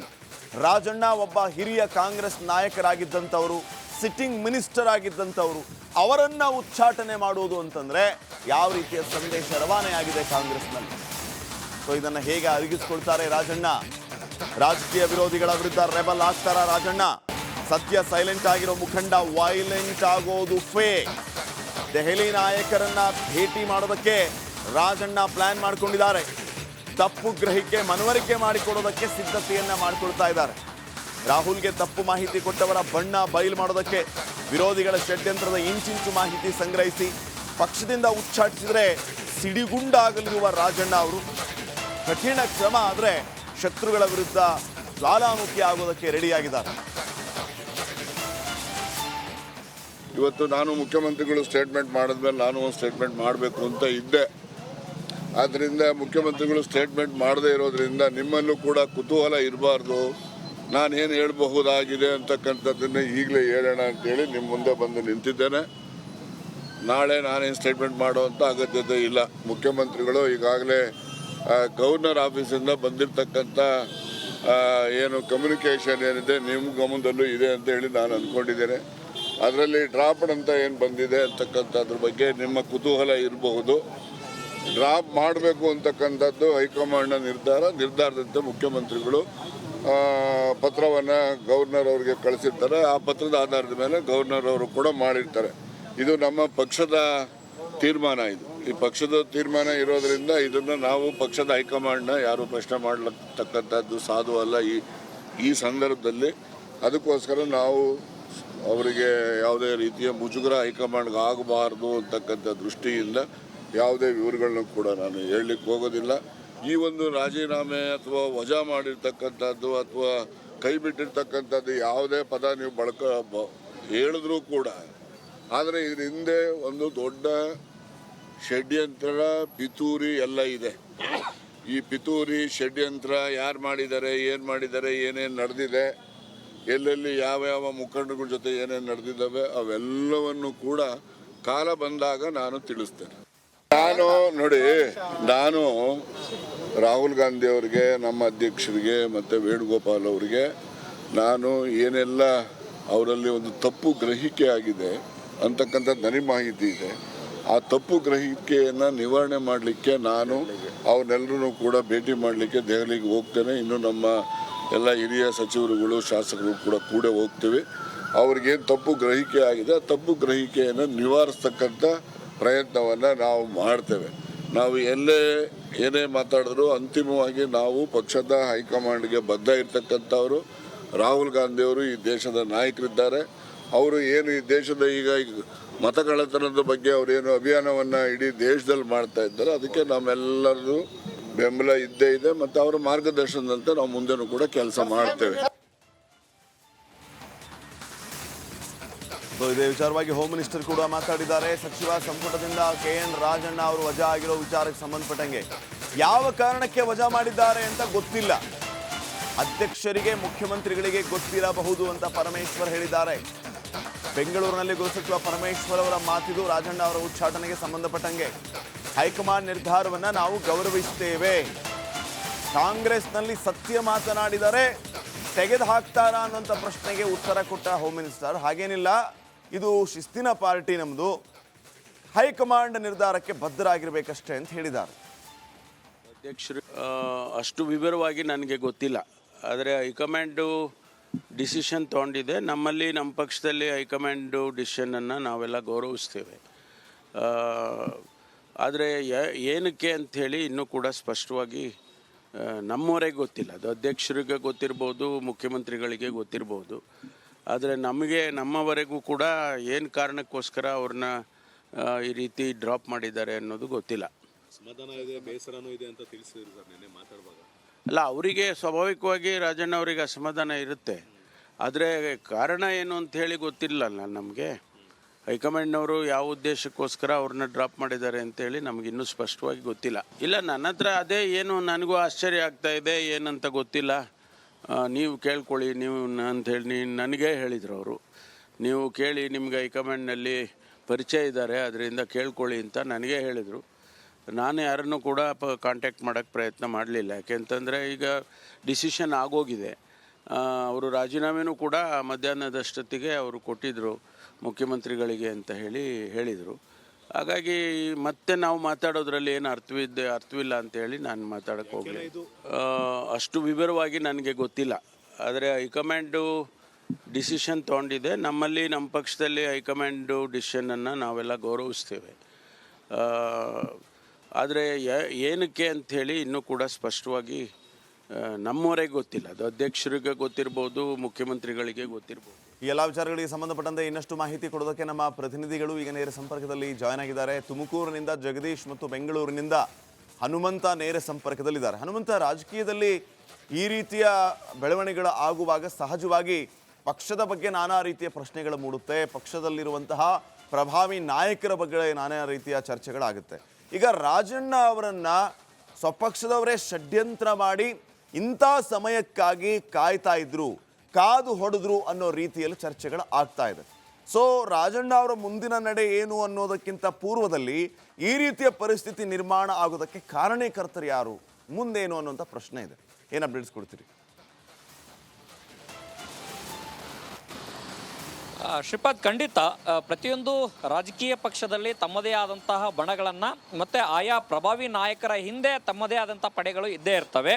ಅದರಲ್ಲೂ ಕೂಡ ಕಾಂಗ್ರೆಸ್ನಲ್ಲಿ ಮೊದಲಿಂದನೂ ಕೂಡ CM ಸಿದ್ದರಾಮಯ್ಯ ಅವರ ಬಣ, ಮತ್ತೊಂದು ಕಡೆಗೆ DCM DK ಶಿವಕುಮಾರ್ ಅವರ ಬಣ ಅನ್ನೋಂಥ ಜಟಾಪಟಿ ಜೋರಾಗಿ ಇತ್ತು. ಅಧಿಕಾರ ಹಂಚಿಕೆ ಸೂತ್ರದ ವಿಚಾರ ಆಗಿರ್ಬೋದು, ಬೇರೆ ಬೇರೆ ವಿಚಾರಗಳು ಬಂದಂಥ ಸಂದರ್ಭದಲ್ಲಿ ಆಗಾಗ ಈ ರಾಜಕೀಯ ದಾಳಗಳು ಉರುಳಿಸುವಂಥ ಪ್ರಯತ್ನಗಳು ಎರಡೂ ಬಣಗಳಿಂದ ಮಾಡ್ಕೊಂಡ್ಬಂದಿದ್ರು. ಮತ್ತು ಆ ಬಣದಲ್ಲಿ CM ಸಿದ್ದರಾಮಯ್ಯವರ ಈ ಇಡೀ ಜಟಾಪಟಿಯಲ್ಲಿ CM ಸಿದ್ದರಾಮಯ್ಯವರ ಪರವಾಗಿ ಪ್ರಬಲವಾದ ಧ್ವನಿಯನ್ನು ಎತ್ತುತ್ತಿದ್ದು ಯಾರು ಅಂತಂದು ಹೇಳಿದ್ರೆ KN ರಾಜಣ್ಣ ಅವರು. ಆಂತರಿಕವಾಗಿ ತಂತ್ರಗಾರಿಕೆಯನ್ನು ಯಾರೆಲ್ಲ ಮಾಡಿದ್ರೂ ಕೂಡ CM ಸಿದ್ದರಾಮಯ್ಯ ವಲಯದಲ್ಲಿ ಗುರುತಿಸಿಕೊಂಡಿರುವಂಥ ಸಚಿವರು, ನಾಯಕರು ಮಾಡಿದ್ರೂ ಕೂಡ, ಆದರೆ ಬಹಿರಂಗವಾಗಿ ಯಾವೆಲ್ಲ ಸಂದೇಶಗಳನ್ನು ರವಾನೆ ಮಾಡಬೇಕು ಆ ಸಂದೇಶಗಳನ್ನು ಭಾಳ ಸ್ಪಷ್ಟವಾಗಿ KN ರಾಜಣ್ಣ ಅವರು ರವಾನೆ ಮಾಡ್ತಾ ಇದ್ರು. ಅದರಲ್ಲೂ ಕೂಡ ನೇರವಾಗಿ DCM DK ಶಿವಕುಮಾರ್ ಅವರ ವಿರುದ್ಧ ಒಂದಷ್ಟು ಅಸಮಾಧಾನದ, ಬೇಸರದ ನುಡಿಗಳನ್ನು ಬಹಿರಂಗವಾಗಿ ಹೊರಹಾಕಿದ್ರು. ಮತ್ತು ಒನ್ ಮ್ಯಾನ್ ಒನ್ ಪೋಸ್ಟು ಜಾರಿ ಆಗಬೇಕು, ಹೈಕಮಾಂಡೇ ಹೇಳಿದೆ ಒಬ್ಬರಿಗೆ ಒಂದು ಹುದ್ದೆ ಅನ್ನುವಂಥದ್ದು, ಪ್ರಭಾವಿ ಖಾತೆಗಳನ್ನು ಯಾಕೆ ಇಟ್ಕೊಳ್ಬೇಕು, ಜೊತೆಗೆ KPCC ಅಧ್ಯಕ್ಷರ ಬದಲಾವಣೆ ಆಗಬೇಕು ಅನ್ನೋಂಥದ್ದನ್ನು ಕೂಡ ರಾಜಣ್ಣ ಅವರು ಪದೇ ಪದೇ ಉಲ್ಲೇಖ ಮಾಡಿದರು. ಮತ್ತು ಹೆಚ್ಚುವರಿ DCM ಹುದ್ದೆಗಳು ಕೂಡ ಸೃಷ್ಟಿ ಆಗಬೇಕು, ಸಮುದಾಯವಾರು ಹೆಚ್ಚುವರಿ DCM ಹುದ್ದೆಗಳು ಸೃಷ್ಟಿ ಆದರೆ ಅದು ಪಕ್ಷಕ್ಕೆ ಅನುಕೂಲ ಆಗುತ್ತೆ ಅನ್ನುವಂತಹ ದಾಳವನ್ನು ಉರುಳಿಸಿದ್ರು. ಆ ಮೂಲಕ DCM DK ಶಿವಕುಮಾರ್ ಅವರನ್ನ ಕಟ್ಟಿ ಹಾಕುವಂತ ಪ್ರಯತ್ನವನ್ನ ಮಾಡಿದ್ರು. ಇಷ್ಟೆಲ್ಲ ಗೊಂದಲಗಳು ಇದ್ರೂ ಕೂಡ ಹೈಕಮಾಂಡ್ ನಾಯಕರ ಮುಂದೆ CM ಸಿದ್ದರಾಮಯ್ಯ ವಲಯದಲ್ಲಿ ಗುರುತಿಸಿಕೊಂಡಿರುವಂತಹ ನಾಯಕರು, ಸಚಿವರು ಹೋಗಿ ದೂರು ಹೇಳುವಂತ ಪ್ರಸಂಗಗಳು ಕೂಡ ನಡೆದಿದ್ದಾವೆ. ಇತ್ತ DCM DK ಶಿವಕುಮಾರ್ ಅವರು ಸೇರಿದಂತೆ ಅವರ ಬಣದಲ್ಲಿ ಗುರುತಿಸಿಕೊಂಡಿರುವಂತಹ ನಾಯಕರು ಹೈಕಮಾಂಡ್ ನಾಯಕರಿಗೆ ದೂರು ಕೊಡುವಂತ ಎಲ್ಲಾ ಪ್ರಸಂಗಗಳು ಕೂಡ ನಡೆದಿದ್ದಾವೆ. ಇಷ್ಟೆಲ್ಲ ಆದ್ರೂ ಕೂಡ ರಾಜಣ್ಣ ಅವರಿಗೆ ಮುಳುವಾಗಿರುವಂತದ್ದು ಯಾವ ಹೇಳಿಕೆ ಅಂತಂದು ಹೇಳಿದ್ರೆ, ಮತಗಳ್ಳತನದ ವಿಚಾರ ಏನಿದೆ, ರಾಹುಲ್ ಗಾಂಧಿ ಅವರು ಇಡೀ ದೇಶಾದ್ಯಂತ ಪ್ರಚಾರ ಮಾಡುವಂಥ ಸಂದರ್ಭದಲ್ಲಿ ಮತ್ತು ಕೇಂದ್ರ ಸರ್ಕಾರದ ವಿರುದ್ಧ ಒಂದು ಸಮರ ಸಾರುವಂಥ ಸಂದರ್ಭದಲ್ಲಿ ನಮ್ಮದೇ ತಪ್ಪು ಅನ್ನುವಂಥ ರೀತಿಯಲ್ಲಿ ಹೇಳಿಕೆಯನ್ನು ಕೊಟ್ಟರು. ಆ ಹೇಳಿಕೆಯೇ ಈಗ ಪ್ರಬಲವಾಗಿ ಬಹುದೊಡ್ಡ ಅಸ್ತ್ರವಾಯಿತು. ಮತ್ತು ಇಂತಹ ಹೇಳಿಕೆಗಳನ್ನು ಸಹಿಸಿದ್ರೆ ರಾಷ್ಟ್ರ ಮಟ್ಟದಲ್ಲೂ ಕೂಡ ಕಾಂಗ್ರೆಸ್ಗೆ ಮುಜುಗರ ಆಗ್ಬೋದು, ರಾಹುಲ್ ಗಾಂಧಿ ಅವರಿಗೆ ಮುಜುಗರ ಆಗ್ಬೋದು ಅನ್ನೋಂಥ ಒಂದಷ್ಟು ವಿಚಾರಗಳನ್ನು ಈ ಹಿನ್ನೆಲೆಯಲ್ಲಿ ಹೈಕಮಾಂಡ್ ಕೂಡ ಬಹಳ ಸ್ಪಷ್ಟವಾಗಿ ಅವರನ್ನು ವಜಾ ಮಾಡಬೇಕಂತ ಸೂಚನೆಯನ್ನು ಕೊಟ್ಟರು. ಮೊದಲಿಗೆ AICC ಇಂದನೇ ಪಕ್ಷದಿಂದ ಉಚ್ಚಾಟನೆ ಮಾಡಬೇಕು ಅಂತ ಆದಾಗ್ಯೂ ಕೂಡ CM ಸಿದ್ದರಾಮಯ್ಯ ಅವರನ್ನ ಸಂಪರ್ಕ ಮಾಡಿ ಅವರ ಜೊತೆಗೆ ಮಾತುಕತೆಯನ್ನು ನಡೆಸಿ ಅವರನ್ನ ಸಚಿವ ಸಂಪುಟದಿಂದ ವಜಾ ಮಾಡಿ ಅನ್ನುವಂಥ ಮಾತುಗಳನ್ನ ಹೇಳಿದ್ರು. ರಾಜಣ್ಣ ಅವರು ಕೂಡ ಇದೆಲ್ಲ ಬೆಳವಣಿಗೆಗಳು ಮನವರಿಕೆ ಆದ ನಂತರದಲ್ಲಿ ಸ್ವತಃ ಅವರೇ ಸ್ವಇಚ್ಛೆಯಿಂದ ರಾಜೀನಾಮೆ ಕೊಡ್ತಾ ಇದ್ದೀನಿ ಅನ್ನುವಂಥ ಮಾಹಿತಿಯನ್ನು ರಾಜೀನಾಮೆ ಪತ್ರವನ್ನು CM ಸಿದ್ದರಾಮಯ್ಯ ಅವರು ಕೊಟ್ಟಿದ್ರು. ಆದಾಗ್ಯೂ ಕೂಡ ಹೈಕಮಾಂಡ್ ಬಹಳ ಸ್ಪಷ್ಟವಾಗಿ ಹೇಳಿತ್ತು, ಯಾವುದೇ ಕಾರಣಕ್ಕೂ ಕೂಡ ಅವರಿಂದ ಬಂದಂಥ ರಾಜೀನಾಮೆ ಅನ್ನೋದ್ರ ಬದಲಾಗಿ ಸಚಿವ ಸಂಪುಟದಿಂದ ಕೈ ಬಿಡಬೇಕು ಅನ್ನುವಂಥದ್ದು, ವಜಾ ಮಾಡಬೇಕು ಅನ್ನೋಂಥ ಸೂಚನೆ ಬಂದ ನಂತರದಲ್ಲಿ ಅಂತಿಮವಾಗಿ CM ಸಿದ್ದರಾಮಯ್ಯ ಅವರು ಈಗ ವಜಾವನ್ನು ಮಾಡಿದ್ರು. ಅದಾದ ನಂತರದಲ್ಲಿ ಮೌನಕ್ಕೆ ಜಾರಿಯಾಗಿದ್ರು ರಾಜಣ್ಣ ಅವರು. ಯಾವುದೇ ರೀತಿಯ ಪ್ರತಿಕ್ರಿಯೆಯನ್ನು ಕೊಡಲ್ಲ. ಮೊದಲಿಗೆ CM ಸಿದ್ದರಾಮಯ್ಯ ಅವರು ಮಾತಾಡಬೇಕು, ಮಾಧ್ಯಮಗಳಿಗೆ ಹೇಳಿಕೆ ಕೊಡಬೇಕು, ಅದಾದ ನಂತರದಲ್ಲಿ ನಾನು ಮಾತನಾಡ್ತೇನೆ ಅನ್ನೋಂಥ ಮಾತುಗಳನ್ನು ಹೇಳಿದ್ರು. ಮತ್ತೆ ಅಂತಿಮವಾಗಿ ನಿನ್ನೆ CM ಸಿದ್ದರಾಮಯ್ಯ ಅವರ ಮನೆಗೆ ಹೋಗಿ ಅಲ್ಲಿ ಮಾತುಕತೆಯನ್ನು ನಡೆಸುವಂತ ಸಂದರ್ಭದಲ್ಲಿ ರಾಜಣ್ಣ ಅವರ ಸಮಾಧಾನ ಮಾಡುವಂತ ಕೆಲಸವನ್ನ CM ಸಿದ್ದರಾಮಯ್ಯ ಅವರು ಮಾಡಿದ್ರು.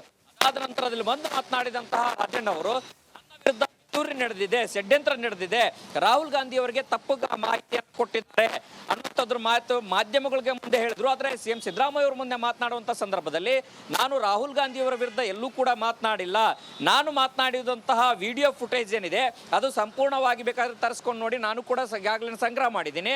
ಆದರೆ ನಾನು ಮಾತನಾಡಿರುವಂಥ ವಿಚಾರವನ್ನ ಎಡಿಟ್ ಮಾಡಿ ಹೈಕಮಾಂಡ್ಗೆ ಕೊಟ್ಟಿರುವಂಥದ್ದು, ಮತ್ತೆ ಅದರ ಜೊತೆಗೆ ತಪ್ಪು ಗ್ರಹಿಕೆಯನ್ನು ಕೂಡ ತಪ್ಪು ಮನವರಿಕೆಯನ್ನು ಕೂಡ ಮಾಡಿದ್ದಾರೆ. ಇಂತಹ ಸಂದರ್ಭದಲ್ಲಿ ಅಲ್ಲಿ ರಾಹುಲ್ ಗಾಂಧಿ ಅವರು ರಾಷ್ಟ್ರ ಮಟ್ಟದಲ್ಲಿ ಸದ್ದು ಮಾಡ್ತಾ ಇರುವಂಥ ಸಂದರ್ಭದಲ್ಲಿ ಇಂಡಿಯಾ ಮೈತ್ರಿಕೂಟದ ಜೊತೆಗೆ ಈ ವಿಚಾರಗಳನ್ನು ಪ್ರಸ್ತಾಪ ಮಾಡುವಂಥದ್ದು ಮತ್ತೆ ಕೇಂದ್ರದ ವಿರುದ್ಧ ರಾಷ್ಟ್ರ ಮಟ್ಟದಲ್ಲಿ ಒಂದು ದೊಡ್ಡ ಹೋರಾಟ ಮಾಡುವಂಥ ಸಂದರ್ಭದಲ್ಲಿ ಸಹಜವಾಗಿ ರಾಹುಲ್ ಗಾಂಧಿ ಅವರಿಗೆ ಮತ್ತೆ ಕಾಂಗ್ರೆಸ್ಗೆ, ಅದರಲ್ಲೂ ಕೂಡ ಇಂಡಿಯಾ ಮೈತ್ರಿಕೂಟಕ್ಕೆ ಸಾಕಷ್ಟು ಮುಜುಗರ ಆಗುತ್ತೆ ಅನ್ನೋ ಕಾರಣಕ್ಕಾಗಿ ಈ ಕ್ರಮವನ್ನು ತೆಗೆದುಕೊಂಡಿದ್ದಾರೆ. ಇದೀಗ ರಾಜಣ್ಣ ಅವರು ಸುಮ್ಮನೆ ಇರ್ತಾರಾ, ಅವರ ಮುಂದಿನ ನಡೆ ಏನು ಅನ್ನುವಂಥ ಸಾಕಷ್ಟು ಕುತೂಹಲಗಳು ಮೂಡಿಸಿರುವಂಥದ್ದು. ನಿನ್ನೆ CM ಸಿದ್ದರಾಮಯ್ಯ ಅವರ ಭೇಟಿಯ ಬಳಿಕ ಅವರ ಸ್ನೇಹಿತರ ಮನೆಗೆ ಬಂದಂತಹ ರಾಜಣ್ಣ ಅವರು ಇದುವರೆಗೂ ಕೂಡ ಯಾರ ಸಂಪರ್ಕಕ್ಕೂ ಸಿಗ್ತಾ ಇಲ್ಲ. ಸದ್ಯಕ್ಕೆ ಇರುವಂತಹ ಮಾಹಿತಿಯ ಪ್ರಕಾರ ಅವರ ಆಪ್ತರು ಅವರಿಗೆ ಸದ್ಯಕ್ಕೆ ಯಾವುದೇ ರೀತಿ ಮಾತುಗಳನ್ನು ಆಡಬೇಡಿ, ಹೈಕಮಾಂಡ್ ನಾಯಕರಿಗೆ ಮನವರಿಕೆ ಮಾಡಿಕೊಡ್ಬೇಕು ಅನ್ನುವಂತಹ ಒಂದಷ್ಟು ನಿರ್ಧಾರಗಳು ಮಾಡದಂತೆ ಕಾಣಿಸ್ತಾ ಇರುವಂಥದ್ದು. ಶ್ರೀಪಾದ್, ಓಕೆ, ಥ್ಯಾಂಕ್ ಯು ಮಾಹಿತಿಗಾಗಿ. ಇನ್ನು ರಾಜಣ್ಣ ಅವರನ್ನ ವಜಾ ಮಾಡ್ತಾ ಇದ್ದಂತೆ ಈಗ ರಾಜೀನಾಮೆಯ ಪರ್ವ ಆರಂಭ ಆಗಿದೆ. ಮಧುಗಿರಿಯಲ್ಲಿ ಪುರಸಭೆಯ ಮೆಂಬರ್ ರಾಜೀನಾಮೆಯನ್ನು ಕೊಟ್ಟಿರುವಂಥದ್ದು. ಆ ಭಾಗದ ಜನರಿಗೆ ರಾಜಣ್ಣ ಅವರನ್ನ ಉಚ್ಚಾಟನೆ ಮಾಡಿರುವಂಥದ್ದಕ್ಕೆ ಅಸಮಾಧಾನ ಇದೆ. ಅಸಮಾಧಾನವನ್ನು ರಾಜೀನಾಮೆಯ ಮೂಲಕ ವ್ಯಕ್ತಪಡಿಸ್ತಾ ಇದ್ದಾರೆ. ಎನ್ ರಾಜಣ್ಣ ವಜಾ ಬೆನ್ನಲ್ಲೇ ರಾಜೀನಾಮೆಯ ಪರ್ವ ಆರಂಭ ಆಗಿದೆ. ಮಧುಗಿರಿ ಪುರಸಭೆ ಸದಸ್ಯತ್ವಕ್ಕೆ ಸದಸ್ಯೊಬ್ಬರು ರಾಜೀನಾಮೆಯನ್ನು ಕೊಟ್ಟಿರುವಂಥದ್ದು. ಮಧುಗಿರಿ ಗಿರಿಜಾ ಮಂಜುನಾಥ್ ರಾಜೀನಾಮೆಯನ್ನು ಕೊಟ್ಟಿರೋದು. ಸ್ವ ಇಚ್ಛೆಯಿಂದ ರಾಜೀನಾಮೆ ನೀಡಿರುವುದಾಗಿ ಪತ್ರದಲ್ಲಿ ಉಲ್ಲೇಖಿಸಿದ್ದಾರೆ ಗಿರಿಜಾ ಮಂಜುನಾಥ್. ಮಧುಗಿರಿಯ ಉಪವಿಭಾಗಾಧಿಕಾರಿಗೆ ರಾಜೀನಾಮೆಯನ್ನು ಸಲ್ಲಿಸಿದ್ದಾರೆ. ಎನ್ ರಾಜಣ್ಣ ಬೆಂಬಲಿಗರಾಗಿರುವಂತಹ ಇವರು ಸ್ವ ಇಚ್ಛೆಯಿಂದ ರಾಜೀನಾಮೆ ಕೊಟ್ಟಿದ್ದೀನಿ ಅಂತ ಹೇಳಿ ಆ ರಾಜೀನಾಮೆ ಪತ್ರದಲ್ಲಿ ಉಲ್ಲೇಖಿಸಿದ್ದಾರೆ.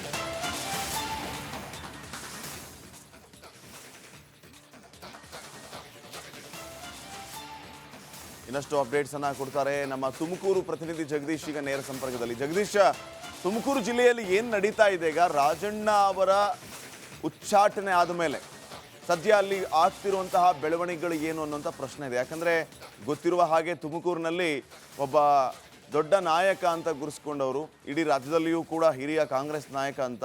ಸೊ ಅವರ ತವರಲ್ಲಿ ಏನು ನಡೀತಾ ಇದೆ, ಅಲ್ಲಿನ ಜನ ಇದನ್ನು ಎಷ್ಟರ ಮಟ್ಟಿಗೆ ರಿಸೀವ್ ಮಾಡ್ಕೊಳ್ತಾ ಇದ್ದಾರೆ ಅಂತ?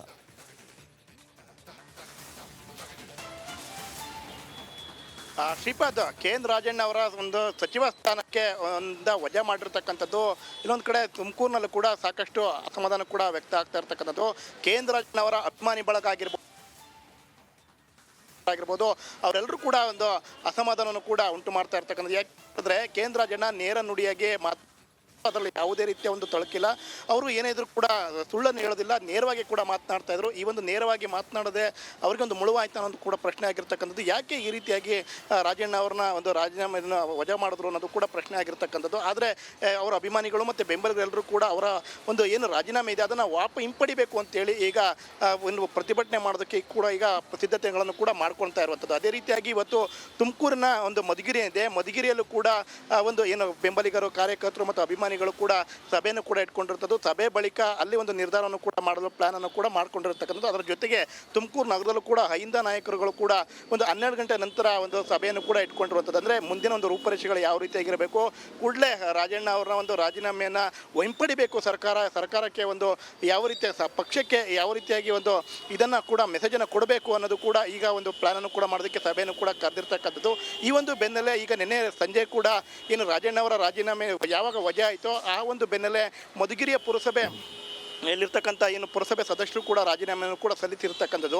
ಗಿರಿಜಾ ಮಂಜುನಾಥ್ ಅವರು ಕೂಡ ನೇರವಾಗಿ AC ಅವರಿಗೆ ಒಂದು ರಾಜೀನಾಮೆ ಪತ್ರವನ್ನು ಕೂಡ ಸಲ್ಲಿಸಿರ್ತಕ್ಕಂಥಂದರೆ ಅವರ ಒಂದು ಏನು ರಾಜಣ್ಣ ಅವರ ಒಂದು ಏನು ವಜಾ ಆಯಿತು ಆ ಒಂದು ಬೆನ್ನಲ್ಲೇ ಅವರು ಕೂಡ ಗಿರಿಜಾ ಮಂಜುನಾಥ್ ರಾಜಣ್ಣ ಅವರ ಒಂದು ಬೆಂಬಲಿಗರು ಕೂಡ ಆಗಿರ್ತಕ್ಕಂಥದ್ದು. ಹೀಗಾಗಿ ಅವರು ಈಗ ರಾಜೀನಾಮೆಯನ್ನು ಕೂಡ ಸಲ್ಲಿಸಿರ್ತಕ್ಕಂಥದ್ದು. ಈಗ ಮಧುಗಿರಿ ಪಟ್ಟಣದ ಇಲ್ಲಿ ಕೂಡ ಕೆಲವೊಂದು ಅವರ ಬೆಂಬಲಿಗರು ಎಲ್ಲರೂ ಕೂಡ ಈಗ ಒಂದು ಸಭೆಯನ್ನು ಕೂಡ ಇಟ್ಕೊಂಡಿರ್ತದ್ದು. ಸಭೆ ಬಳಿಕ ಎಲ್ಲರೂ ಕೂಡ ಸಾಮೂಹಿಕವಾಗಿ ರಾಜೀನಾಮೆಯನ್ನು ಕೊಡಬೇಕು ಅಂತೇಳಿ ಈಗ ಮುಂದಾಗಿರ್ತಕ್ಕಂಥದ್ದು. ಒಟ್ಟಿನಲ್ಲಿ ಇಲ್ಲೊಂದು ಕಡೆ ತುಮಕೂರಿನಲ್ಲಿ ಏನೋ ರಾಜಣ್ಣ ಅವರ ಒಂದು ಸಚಿವ ಸ್ಥಾನದ ಒಂದು ವಜಾ ಹಿನ್ನೆಲೆಯಲ್ಲಿ ಈಗ ರಾಜೀನಾಮೆ ಪರ್ವ ಕೂಡ ಆರಂಭವಾಗಿದೆ ಅಂತಲೇ ಕೂಡ ಹೇಳ್ಬೋದು. ಒಟ್ಟಿನಲ್ಲಿ ಇಲ್ಲಿ ರಾಜಣ್ಣ ಅವರ ಒಂದು ಸಚಿವ ಸ್ಥಾನ ವಜಾದ ಹಿನ್ನೆಲೆಯಲ್ಲಿ ಇಲ್ಲಿ ಸಾಕಷ್ಟು ಕೂಡ ಆಕ್ರೋಶಗಳು ಕೂಡ ಹೊರಹಾಗ್ತಾ ಇರ್ತಕ್ಕಂಥದ್ದು. ಕೂಡಲೇ ರಾಜಣ್ಣ ಅವ್ರನ್ನ ಕೂಡಲೇ ಸಚಿವ ಸ್ಥಾನದಿಂದ ಅವರಿಗೆ ಮತ್ತೆ ಕೊಡಲೇಬೇಕು. ಯಾಕೆ ಅಂತ ಹೇಳಿದ್ರೆ ಅವರು ಹಿರಿಯ ಮುತ್ಸದ್ದಿ ರಾಜಕಾರಣಿ ಕೂಡ ಆಗಿರ್ತಕ್ಕಂಥದ್ದು. ಅವರು 50 ವರ್ಷಗಳಿಂದಲೂ ಕೂಡ ರಾಜಕಾರಣವನ್ನು ಕೂಡ ಮಾಡ್ಕೊಂಬಂದಿದ್ದಾರೆ. ಆದರೆ ಅವರು ಯಾವುದೇ ರೀತಿಯಂಥ ಒಂದು ಕಪ್ಪು ಚುಕ್ಕೆ ಇಲ್ಲ. ಈ ರೀತಿಯಾಗಿ ಅವ್ರನ್ನ ಷಡ್ಯಂತ್ರದಿಂದ ಪಿತೂರಿ ಮಾಡಿ ಅವರ ಒಂದು ಸಚಿವ ಸ್ಥಾನಕ್ಕೆ ಒಂದು ಕುತ್ತನ್ನು ಕೂಡ ತರಲಾಗಿದೆ.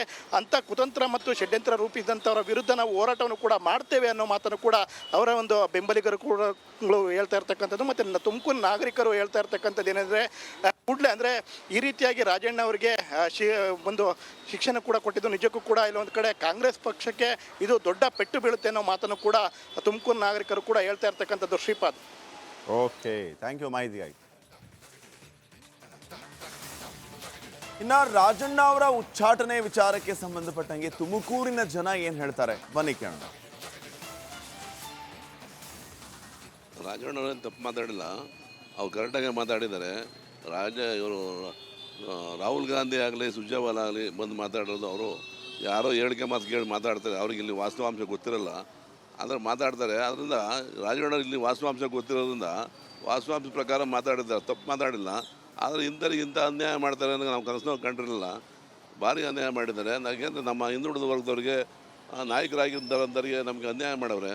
ಅದನ್ನ ಈ ಒಂದು ಅವ್ರಿಗೇನು ನಿಮ್ಮ ರಾಜೀನಾಮೆ ಕೊಟ್ಟಿದ್ದಾರೋ ಆ ರಾಜೀನಾಮೆ ಹಿಂಪಡಿಬೇಕು ಅಂತ ನಾವು ಬಡಿಬೇಕು ಅಂತ ಕೇಳ್ಕೊತಾ ಇಲ್ಲ ಅಂದರೆ ನಾವು ಉಗ್ರವಾದ ಹೋರಾಟವನ್ನು ನಡೆಸೋಕ್ಕೆ ರೆಡಿ ಇದ್ದೀವಿ.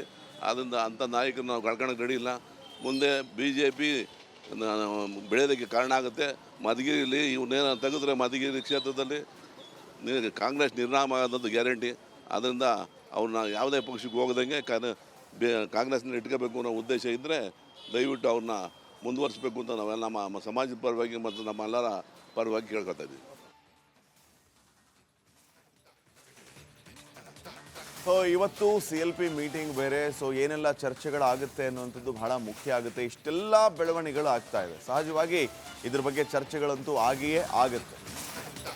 ಇವತ್ತು ಸ್ಫೋಟಗೊಳ್ಳುತ್ತಾ ಹಾಗಿದ್ರೆ ರಾಜಣ್ಣ ರೋಷಾವೇಶ, ಪ್ರಜಾ ಬೆನ್ನಲ್ಲೇ ಸಿಡಿದೇಳ್ತಾರ ರೆಬಲ್ ಸ್ಟಾರ್. ಸಂಜೆ ಕಾಂಗ್ರೆಸ್ ಶಾಸಕಾಂಗ ಪಕ್ಷದ ಮಹತ್ವದ ಸಭೆ ಇದೆ. CLP ಸಭೆಗೆ ಚಾಟಿತ ರಾಜಣ್ಣ ಅವರು ಬರ್ತಾರಾ? ಅವ್ರಿಗೆ ಆಹ್ವಾನ ಇರುತ್ತಾ? ಶಾಸಕಾಂಗ ಸಭೆಯಲ್ಲಿ DKC ಮತ್ತು ಸದ್ಯ ಅವರ ಬಣ ಮತ್ತು ರಾಜಣ್ಣ ಅವರ ಬೆಳವಣಿಗೆ ಈ ಎಲ್ಲ ವಿಚಾರಗಳ ಬಗ್ಗೆ ಚರ್ಚೆ ಆಗ್ತಾ ಇದೆ. ಸೊ ಅದೆಲ್ಲವೂ ಕೂಡ ಸ್ಫೋಟಗೊಳ್ಳುತ್ತಾ ಅನ್ನುವಂಥ ಪ್ರಶ್ನೆ ಇದೆ.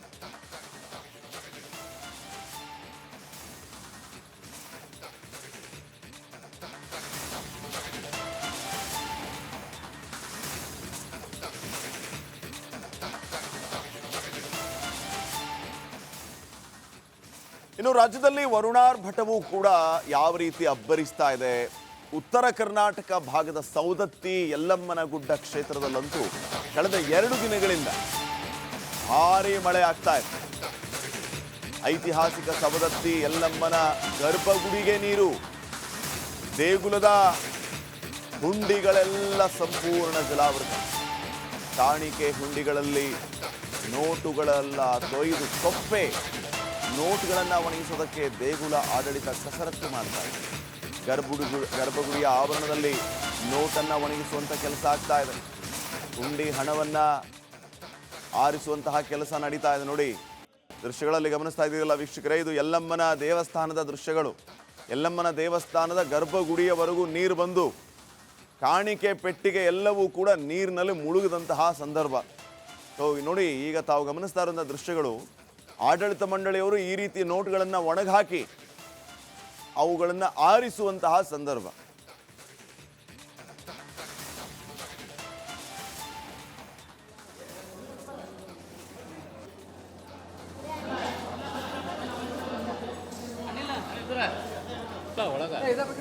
ಶಕ್ತಿಪೀಠ ಯಲ್ಲಮ್ಮನ ದೇವಸ್ಥಾನ ಶ್ರೀ ಕ್ಷೇತ್ರ ಸೌದತ್ತಿಯಲ್ಲಿ ಈ ರೀತಿಯ ಪರಿಸ್ಥಿತಿ ಇದೆ. ವಿಪರೀತ ಮಳೆಯಿಂದಾಗಿ ಆ ಮಳೆಯ ನೀರು ಗರ್ಭಗುಡಿಯನ್ನೇ ಹೊಕ್ಕಿ ಅಲ್ಲಿದ್ದ ಹುಂಡಿಗಳೆಲ್ಲವೂ ಕೂಡ ನೀರಿನಲ್ಲಿ ಮುಳುಗೋಗಿದ್ದು, ಕಾಣಿಕೆ ಪೆಟ್ಟಿಗೆಯಲ್ಲಿದ್ದ ನೋಟುಗಳು ತೊಯ್ದು ತೊಪ್ಪೆಯಾಗಿದ್ದು ಅವುಗಳನ್ನು ಒಣಗಿಸುವಂಥ ಕೆಲಸ ಈಗ ನಡೀತಾ ಇದೆ ಆಡಳಿತ ಮಂಡಳಿಯಿಂದ.